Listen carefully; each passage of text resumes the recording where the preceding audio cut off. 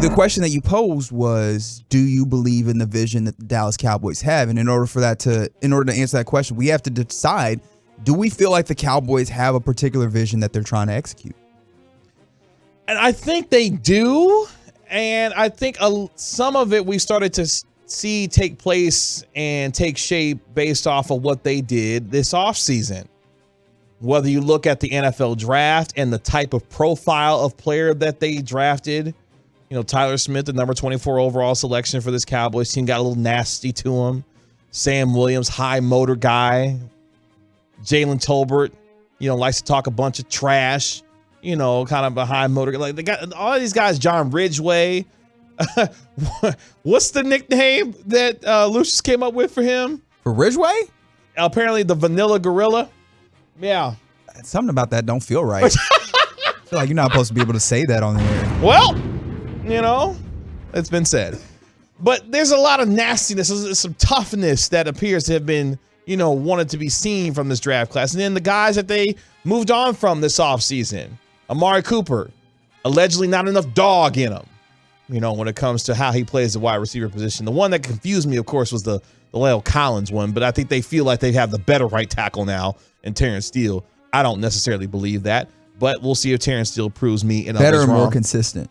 I think because that seems to be part of it as well as consistency, whether you agree with it or not, right? Yeah. It does seem like that was what they were looking for. They seem to be upset with, La'el Collins not being available at times, especially things that were avoidable, like the drug test situation. Sure. That seemed to be something that they took umbrage with.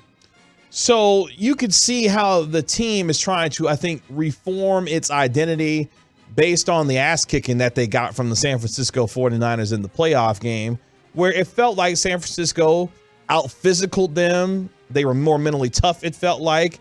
And a team that we have talked about throughout the years is a team that maybe doesn't necessarily have the same kind of mental toughness that you want to see out of franchises that fashion themselves as trying to consistently make the playoffs year over year. And that has to change and develop for this team going forward. So do you believe in the current vision that they're trying to put forward now with some of the changing identity, some of the players that they moved on from, and what they're trying to do moving forward with defense, with obviously Dan Quinn, Micah Parsons, and what they did defensively last year, and offensively trying to reestablish that offensive line that at times last year was not very good, despite what you see Pro Football Focus in terms of the numbers and how they felt like they were the best offensive line in football.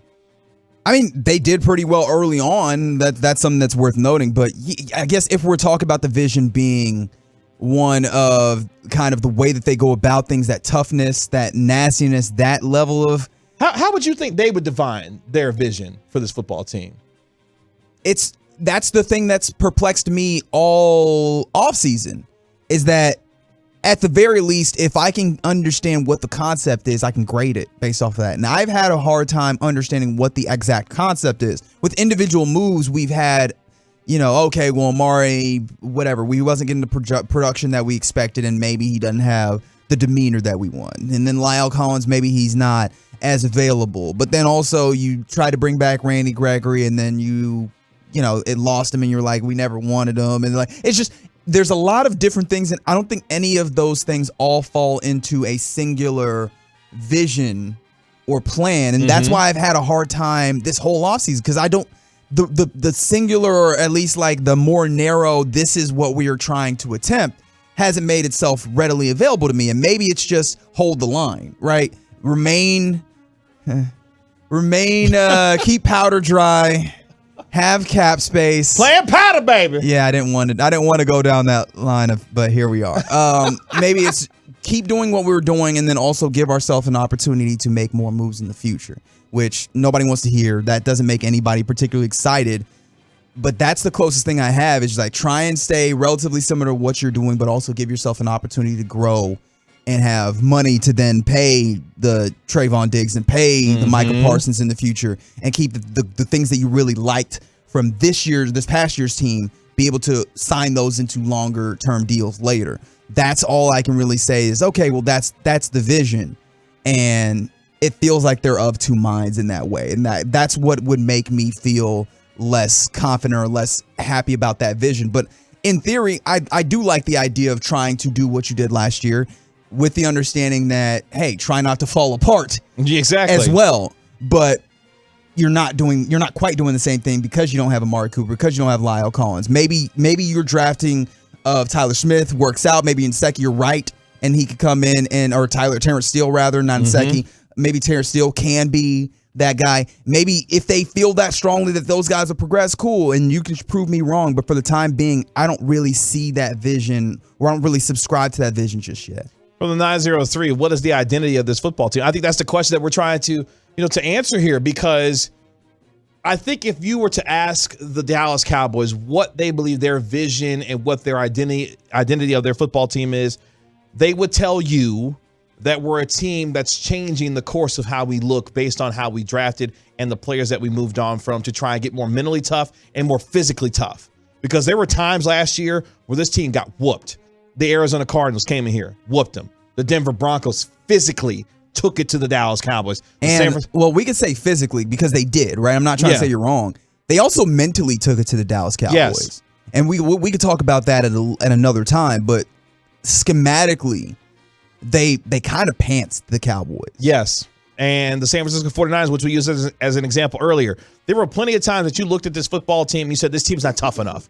This team's not mentally tough enough either. Physically or mentally, they just could not get the job done. And I think they would tell you that their identity and the vision of this team is to get more mentally tough, more physically tough, to be able to put ourselves in a position where we're handling adversity much better than what we did last year. And they think that the guys that they have in that room now, whether they downgraded the talent in your mind or not, they believe they now have some of those guys to help enforce that kind of vision going forward. I think that's what the Cowboys would tell you if you were to ask him what they believe the identity and the vision of this football team is. The hardest part about this then is, what would they not tell you? What is the thing that maybe they think or know that they wouldn't say? Because when I look at this team, I don't say it's a bad team, but I also don't know for sure that it's a competitive team when it comes to the expectations that fan base has and that onlookers have, which is that you compete when it comes time to compete in December and January and February, right? Like those levels of competition,